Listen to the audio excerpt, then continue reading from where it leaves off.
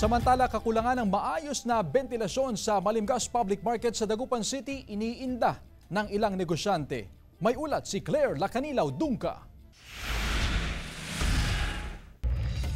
Kanya-kanyang diskarte ang ilang negosyante upang maibsan ng init sa loob ng dry goods section ng Malimgas Public Market sa Dagupan City. Ang ilan, nagdadala ng pamaypay at naglalagay ng tuwalya sa likod upang hindi matuyuan ng pawis. Kasi mahina yung aircon kasi.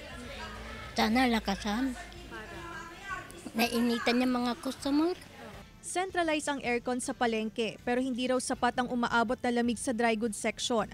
Matagal na raw na iniinda ng mga negosyante roon ang kakulangan ng maayos na bentilasyon. Yung nilalagyan lang ng pawis sa likod para hindi sila magkakasakit, mag-uubo-ubo.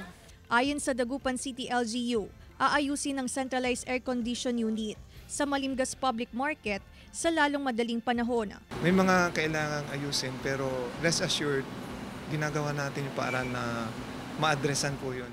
Kasama si Henry Duminsil, Claire Lacanilaw Dungka, One North Central Luzon.